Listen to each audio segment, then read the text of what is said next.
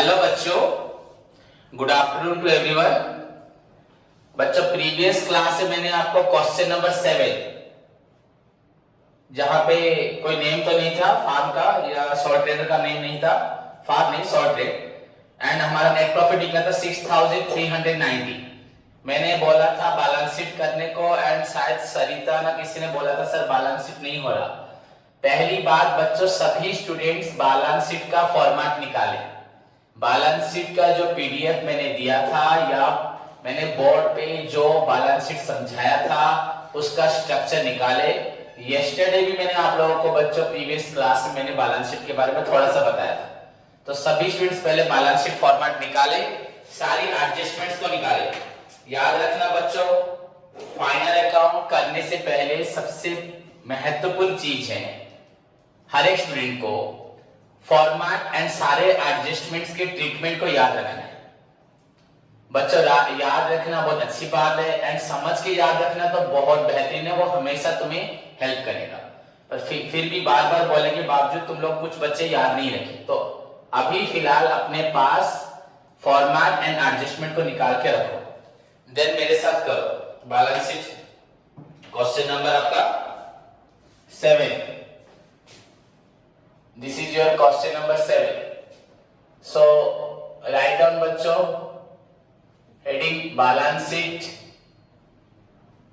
as on 31st/12/2000। इस book में 15 है, मैं शायद कल 15 लिखा था ना, तो 15 ही लिखो। Okay, then balance sheet draw करें बच्चों।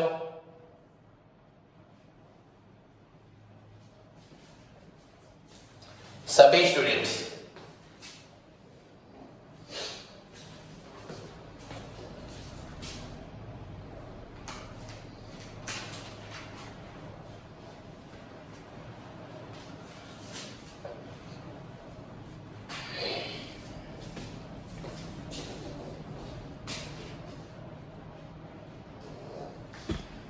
ओके, देखो बच्चों, this is your liability side,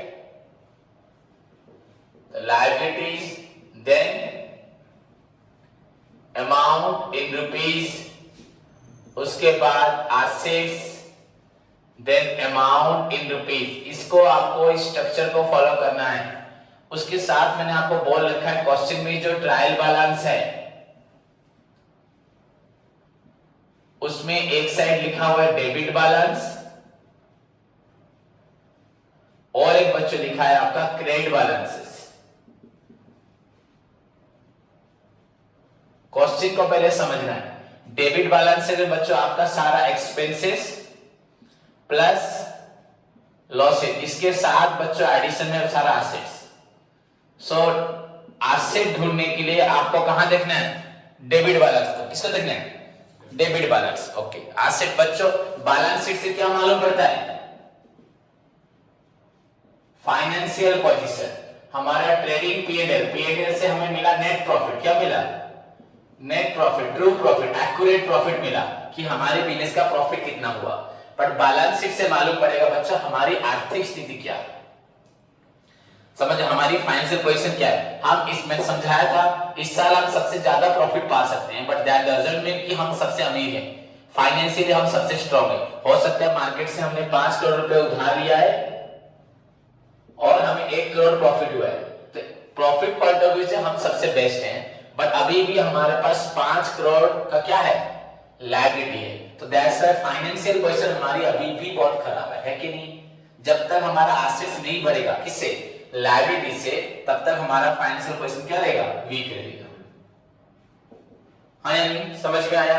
सो इसीलिए हम लोग बैलेंस शीट बनाते हैं। तो बैलेंस शीट में जो क्वेश्चन होगा बच्चा ट्रायल बैलेंस, डेबिट साइड में expenses plus losses plus asset होगा, एंड योर क्रेडिट साइड बच्चों इनकम्स प्लस गेन्स, इसके साथ बच्चों आपको मिलेगा।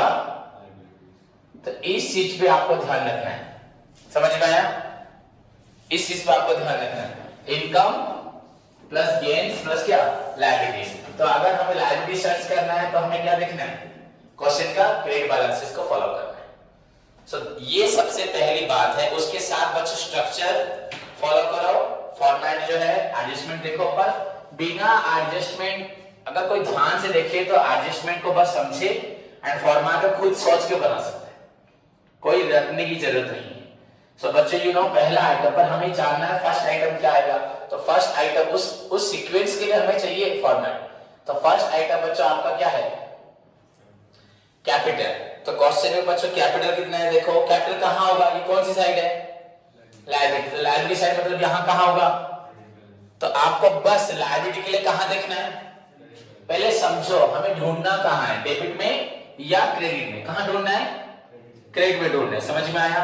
तो आप लायबिलिटी के लिए बच्चों क्रेडिट साइड ढूंढ रहे हो, तो क्रेडिट में रहो कैपिटल कितना लिखा है, योर कैपिटल इज बच्चों 40,000। कैपिटल के साथ तो बहुत सारे एडजस्टमेंट होते हैं ना, नहीं।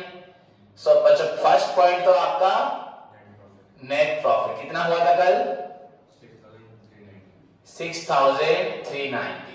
So this is your 46,390 minus क्या होता है इसमें, ड्राइंग्स। बच्चों ड्राइंग्स माइनस हो रहा है ना प्लस हो रहा है, तो डेफिनेटली माइनस हो रहा है। वैसे भी ड्राइंग्स क्या है हमारा, पर्सनल एक्सपेंसेस, ये क्या होगा, डेबिट ना क्रेडिट, डेबिट। तुम बोलोगे सर डेबिट कैसे हुआ, अब तो लायबिलिटी साइड में, हाँ कोई प्रॉब्लम नहीं। वैसे ही बच्चों में ड्राइंग्स को क्या ऐड कर रहा हूं, क्या लेस कर रहा हूं ना, तो ड्राइंग्स को मुझे एसेट साइड में लिख देना था, कहां लिखना था, एसेट। पर एसेट में नहीं लिखा जाता क्योंकि बच्चों ड्राइंग्स एंड कैपिटल में बच्चों लिंक है। कैपिटल मींस बच्चों owners contribution to the business and बच्चों drawings means owners withdrawal from the business. So drawings बच्चों डायरेक्टली बच्चों have an effect on capital. तो कैपिटल के ऊपर डायरेक्टली इंपैक्ट डालता है ड्राइंग्स। जितना ड्राइंग्स करोगे आपका कैपिटल डायरेक्टली बच्चों क्या हो जाएगा, रिड्यूस हो जाएगा। सो ड्राइंग्स बच्चों कितना है, यहाँ देखो क्वेश्चन में डेबिट साइड में ड्राइंग्स नहीं लिखा है, ड्राइंग्स क्वेश्चन नंबर था 7। ओके हाँ बच्चों 6,000 आपका ड्राइंग्स डायरेक्ट लिखा हुआ है, कोई बात नहीं। तो 6,000 ड्राइंग्स लिखोगे, तो थोड़ा सा मैंने ओके छोड़ो,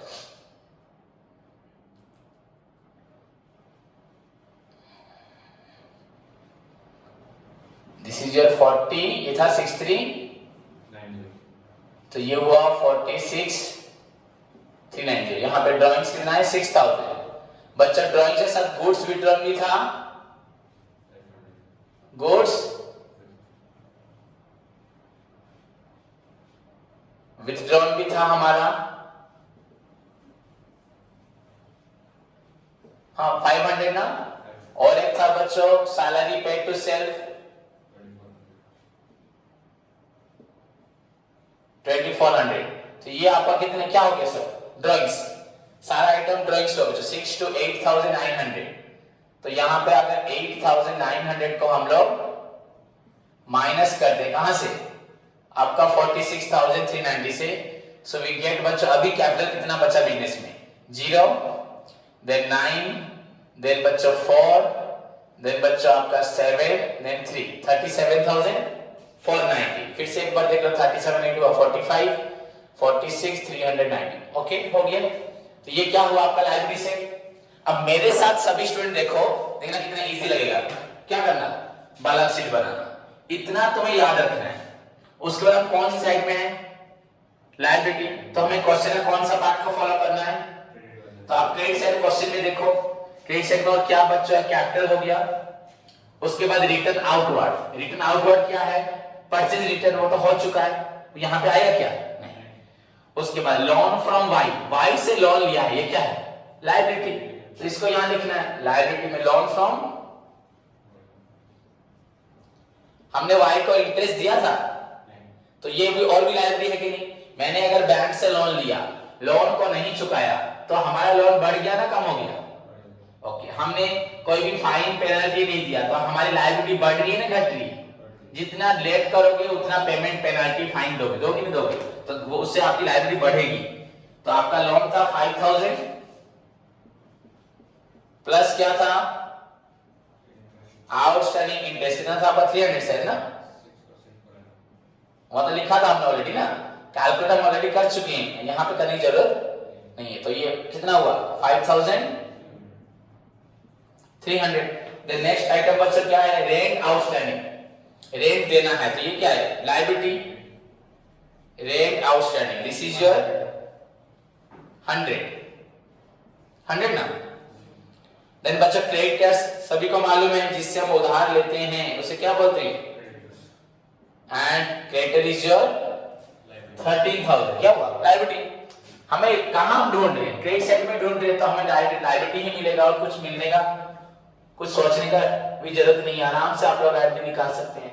देन उसके बाद बच्चों क्या है,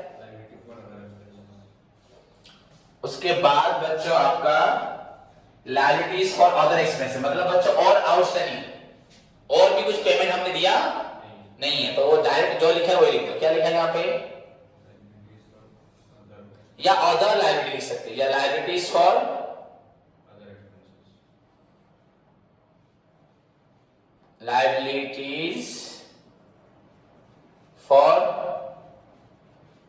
अदर एक्सपेंस। कितना है अमाउंट आपका, 1900। ओके, ये आइटम क्या तुम्हारा इनकम साइड में आया था, आपका क्रेडिट साइड में क्या आता है, income gains plus liability.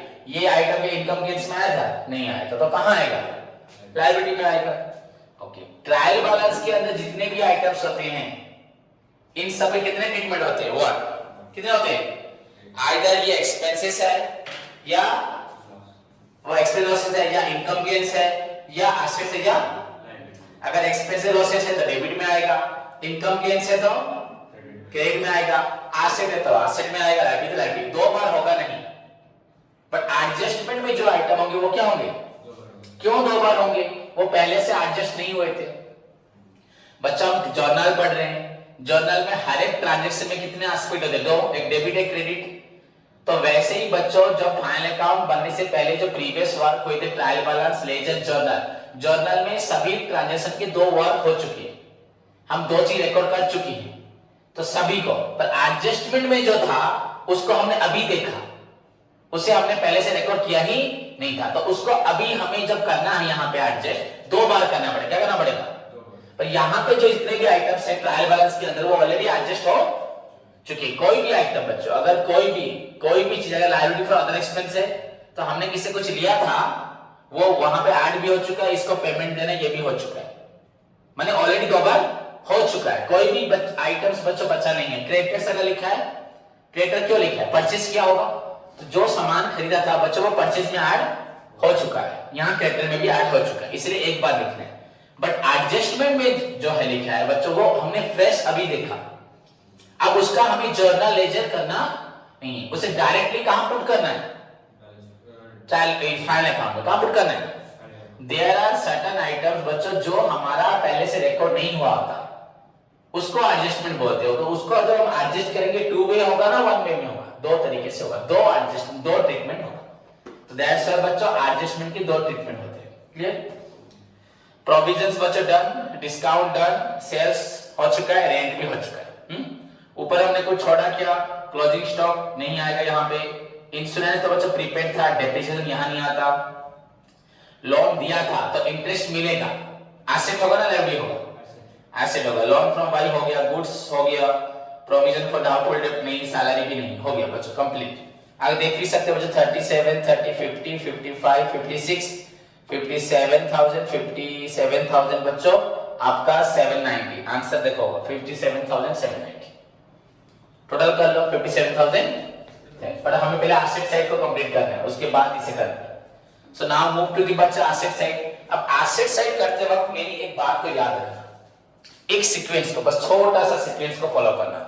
Always try to बच्चों, अभी जब हम सेकेंड ईयर में पढ़ेंगे, आई विल टीच यू बच्चों how to prepare the balance sheet in a sequence, final account also in a P&L account also in sequence में बनाना है, पहले कौन सा आइटम उसके बाद कौन सा आइटम, पर अभी फिलहाल इतनी जरूरत नहीं होती, फिर भी हमें छोटा सा थोड़ा सा सीक्वेंस फॉलो करना है। तो पहले फिक्स्ड एसेट क्या लिखना है, उसमें टैंजिबल, उसके बाद इंटेंजिबल, पहले टैंजिबल उसके बाद ओके, उसके बाद जितने क्या है तुम्हारे इन्वेस्टमेंट, इनकम यहां आएगा, इन्वेस्टमेंट्स क्या, एंड उसके बाद जितनी एसेट लिख देना, मुझे कोई प्रॉब्लम नहीं है, तुम्हें भी कोई, पर इतना एटलीस्ट फॉलो करो। पहले फिक्स्ड एसेट लिखो, टैंजिबल, इंटैंजिबल, देन इन्वेस्टमेंट लिख दो, उसके बाद अदर एसेट्स, इसको फॉलो करो तो एटलीस्ट तुम्हारा सब सही हो जाएगा। तो पहले फिक्स्ड एसेट में देखो एसेट कहां पे होगा, तो बच्चों find out stock, salary, drawings, carriage,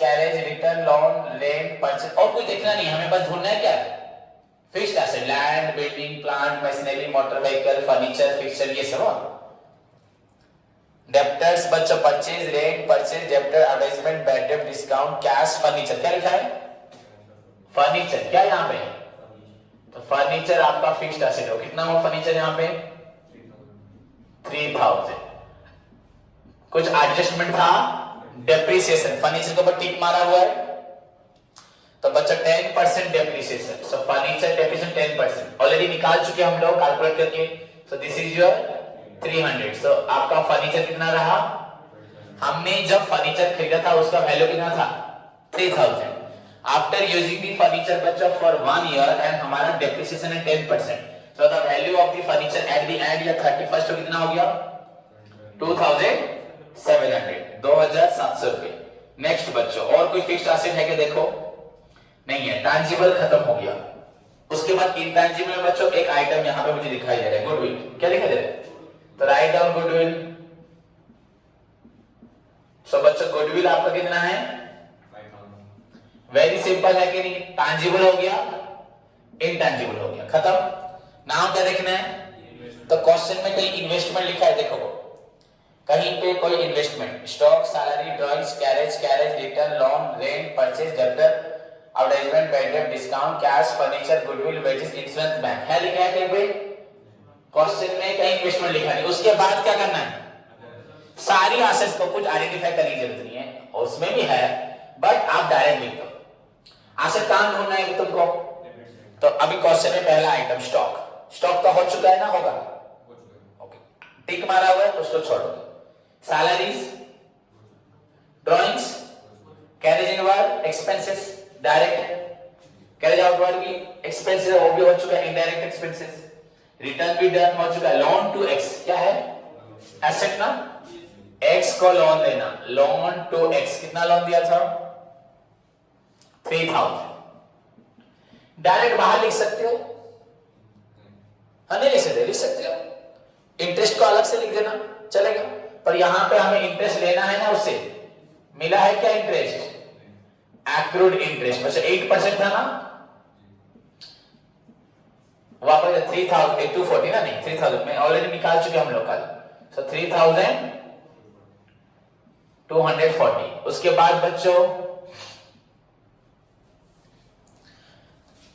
इसी सीक्वेंस को आज जो मैं बोल रहा हूं, इसी सीक्वेंस में प्रीवियस क्वेश्चन करना, होप बच्चों 50 60 70% ठीक कर दोगे। फिर उसके बाद हम लोग जब करते रहेंगे 5-6 प्रॉब्लम, अपने आप सभी को आइडिया हो जाएगा पूरा कंप्लीट, कोई डाउट नहीं रहेगा। पर सीक्वेंस को मत बोलना, जिस तरह से मैं सोच रहा हूं तुम भी करते हो, सोच करना कि सब क्या क्या बोले थे, किसको कहां ढूंढना है। उसके बाद लोन हो गया, रेंट बच्चों, एक्सपेंसेस हो चुका है, परचेज भी हो चुका है, डेब्टर हाँ एसेट ना, नहीं जैसे क्रेडिटर यहां पे आया, डेब्टर किसे बोलते, जिसको हमने सामान बेचा है, कितना है डेब्टर आपका 30,000, वहां एक मार्क दिया हुआ है ना, माइनस बच्चों प्रोविजन। क्या आप बोलोगे सर आपने प्रोविजन क्यों माइनस किया, पहली बात तो मुझे लग रहा है कि डेब्टर डूब जाएगा, कुछ पैसा मिलेगा नहीं, कितना परसेंट था वो 5%, मैंने 1500 रुपए मैंने कल निकाला था, तो प्रोविजन फॉर बैड डेट। पहली बात तो हमें लग रहा है हमें कितने लोगों से पैसा लेना है, जो भी कितना पैसा लेना है 30,000, उसमें से 5% डूब जाएगा, मतलब 1500 रुपए, तो हमें कितना मिलेगा एसेट, तो ये समझ के ऊपर डिपेंड करता है। अगर किसी को समझ नहीं आ रहा तो एडजस्टमेंट निकालो, प्रोविजन 7 नंबर एडजस्टमेंट निकालो। 7 नंबर एडजस्टमेंट में क्या लिखा है देखो, it will be shown on debit side of बच्चों P&L account by way of adding, then बच्चों it will be deducted from debtors on asset side of balance sheet. ये आपका asset side of balance sheet में क्या होगा, debtor से minus होगा। तो सिंपल सी बात है, हमारे पास थ्योरी में भी लिखा हुआ है, अगर एक बच्चा उसको समझता नहीं तो कम से कम उसको देख के तो करे, प्रैक्टिस करे, याद रहेगा, पर समझना वेरी इंपॉर्टेंट। याद कर लेना, लिख देना, इसका कोई मीनिंग नहीं है, समझ के करना है, रटना नहीं है बिल्कुल। देन उसके बाद बच्चों एडवर्टाइजमेंट हो चुका, वो तो एक्सपेंडिचर है, बैड डेट्स हो चुका है, डिस्काउंट, एक्सपेंडिचर, कैश। कैश क्या है, एसेट, कुछ नहीं, वेरी सिंपल, मैं सब पढ़ रहा हूं। एडवर्टाइजमेंट हो चुका है, एक्सपेंसेस है, एसेट है क्या, बैड डेट, एक्सपेंसेस लॉस है, कैश एसेट है, डिस्काउंट एक्सपेंसेस है, तो कैश एसेट बच्चों कैश है 200। ओके, फर्नीचर हो चुका है ऊपर हमारा, गुडविल हो चुका है, वेजेस बच्चों क्या है, एक्सपेंडिचर, इंश्योरेंस एक्सपेंडिचर। आप बोलोगे सर टिक मारा हुआ है, देखेंगे हम एडजस्टमेंट पढ़ेंगे ना, लास्ट में क्या पढ़ेंगे, हाँ। उसके बाद बैंक बच्चों, कैश के बाद क्या है, that means cash at bank, bank में कितना पैसा है तुम्हारा 8500। तो इस तरह आपका सारा आइटम्स हुआ। अब नाउ मूव टू द बच्चों upper level, upper part of your trial balance adjustment. बच्चों closing stock, you know closing stock का एडजस्टमेंट क्या है, it appears on the credit side of trading account then asset side of, कहां था asset side of balance sheet. तो आपको adjustment देखना है। वैसे भी जो सामान बच गया वो हमारे लिए एसेट है कि नहीं है, जो दुकान में सामान बच गया तो एसेट यहां लिखोगे 9500। उसके बाद बच्चों 1 quarter of insurance, 1 quarter of insurance falling next year बच्चों प्रीपेड। आपका एडजस्टमेंट नंबर 2 देखो, प्रीपेड में क्या लिखा था, सेकंड एडजस्टमेंट क्या लिखा था, it deducts from the particular expenses on debit side of बच्चों P&L account then it appears on the बच्चों।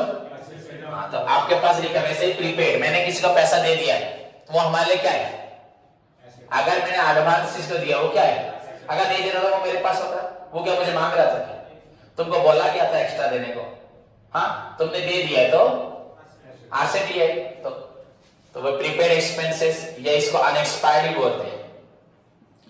ओके, एक्सपायर नहीं हुआ था, हमने पेमेंट दिया, प्रीपेड इंश्योरेंस कितना है ये ऑलरेडी हम कैलकुलेट कर चुके हैं तो अभी लिखने की जरूरत नहीं है। देन बच्चों फर्नीचर डेप्रिसिएशन हो गया, लोन टू एक्स हो चुका है, लोन फ्रॉम वाई तो लायबिलिटी में था, goods worth to be drawings हो चुका है, डाउटफुल डेट भी हो चुका है, सैलरी भी हो चुका है, सारा आइटम तो हो गया। मैंने सारे डेबिट साइड के आइटम्स को देख लिया एसेट के लिए, उसके बाद मैंने एडजस्टमेंट को भी पढ़ लिया, तो सब खत्म हो गया, कोई भी आइटम छूटा नहीं। अब नाउ फाइंड आउट द बच्चों टोटल निकालो। बच्चों दिस साइड कितना हुआ आपका, निकालो टोटल कितना होता है,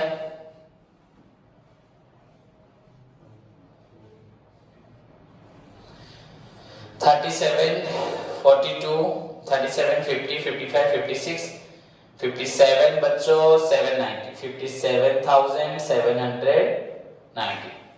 ओके, दिस साइड बच्चों कितना हो रहा है 9, 8, 17, 17, 35, 45, 48, 53, 55, 55 बच्चों 56, 56, 57,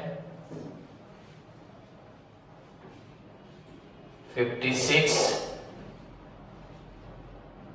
57, 790, ठीक है बॉस एक देखो 57, 790, फिर से आप ऐड कर सकते हैं 0, 5, 5, 5, 5, 9 बच्चों 1, 5, 5, 1, 6, 6, 5, 11, 12, 13, 13, 18, 18, 20, 27, 7, 2, 9 to 11, 8, 19, 8, 27, 30, 35 to 37, 7, कैरी 3, 3 and 2 कितना हुआ 5। तो खुद ऐड करना सीखो।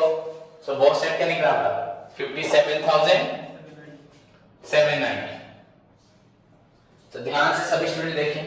So this is your question number 7 balance sheet.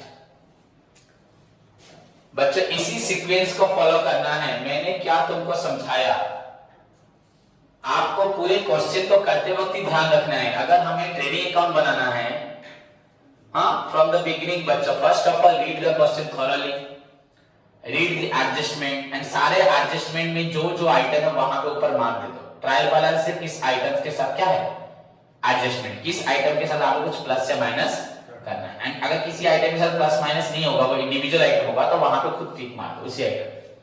Then आपको जब ट्रेडिंग अकाउंट बनाना है, क्या बनाना है ट्रेडिंग अकाउंट। फर्स्ट ऑफ आपको ट्रेडिंग अकाउंट बनाना है तो इसके दो पार्ट है, एक एक्सपेंसेस पार्ट लॉसेस पार्ट और एक इनकम गेन्स पार्ट। इसके भी दो पार्ट है ना, तो लेफ्ट राइट एक्सपेंसेस लॉसेस और यहाँ पे इनकम प्लस गेन्स। तो आपको इस चीज के लिए भी क्या करना है एक्सपेंस लॉसेस आपका कहां होगा, डेबिट साइड में होगा।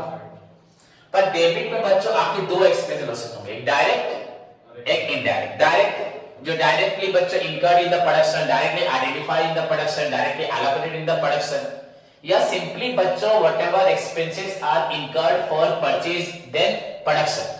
परचेज देन प्रोडक्शन मतलब कंप्लीट प्रोडक्शन होने तक जितना खर्च होता है उसको बोलते हैं क्या, डायरेक्ट, या और भी सिंपल बोलूं फैक्टरी हुआ। तो एक्सपेंसेस साइड में आपको क्या मिलेगा, डायरेक्ट मिलेगा एंड इनडायरेक्ट। तो हमें डायरेक्ट को कहां लिखना है, ट्रेडिंग में। बाकी जितने एक्सपेंसेस रहे सब कहां चलेंगे, इनडायरेक्ट। देन अब इनकम गेन्स में आएंगे बच्चों। ट्रेडिंग अकाउंट में कुछ इनकम है नहीं एक्सेप्ट सेल्स, एंड सेल्स बच्चों is the basic income, the main income of बच्चों एवरी बिजनेस। अगर कोई भी बिजनेस अपना प्रॉफिट निकालना चाहता है तो उसका मेन सोर्स ऑफ इनकम या मेन सोर्स ऑफ बच्चों रेवेन्यू, मेन आदि क्या है, सेल्स। मेरा इनकम मेन क्या है, बच्चों का फीस, यहाँ पे हाँ कॉलेज में जॉब कर रहा हूँ सैलरी, और कुछ कर रहा हूँ अलग बात, बट मेरे यहाँ पे मेरा मेन सोर्स ऑफ इनकम क्या है, फीस। तो वैसे ही बिजनेसमैन का मेन सोर्स ऑफ इनकम क्या होता है, सेल्स। एंड बच्चों sales is the only income बच्चों that appears in the trading income. तो हमें इनकम के लिए सोचना नहीं है क्योंकि ओनली वन इनकम ही आएगा। एक्सपेंसेस के लिए आपको सारे एक्सपेंसेस को पहले समझना है, what are the expenses, what are the asset. एक बच्चा अगर एसेट समझा है, anything from which benefit is to be received in future, the resources of business बच्चों acquiring by giving us benefit in future, जो भी हमें एसेट बेनिफिट देता है उसे एसेट बोलते हैं। अगर तुमने एसेट को आइडेंटिफाई कर लिया, उसको छोड़ के जो बचा क्या बचा, एक्सपेंसेस लॉसेस। एंड एक्सपेंसेस में जो हमारे एक्सपेंसेस आपके परचेज या प्रोडक्शन के लिए है वो आपके चले गए ट्रेडिंग में। बाकी सारे एक्सपेंस कहां पे आ गए, P&L में आ गए। इसी सीक्वेंस को अगर फॉलो करोगे तो किसी को भी दिक्कत नहीं होगी। करते वक्त इस बात को फॉलो करें कि सर क्या बोल रहे थे, इस क्लास को फिर से देखो, फिर से सुनो। करते वक्त सर क्या बोले थे, we have trial balance. Trial balance consist of two sides, या trial balance consist of debit balances, credit balances. हाँ, items in the debit balances क्या है बच्चों, आपका एक्सपेंसेस, लॉसेस एंड एसेट्स।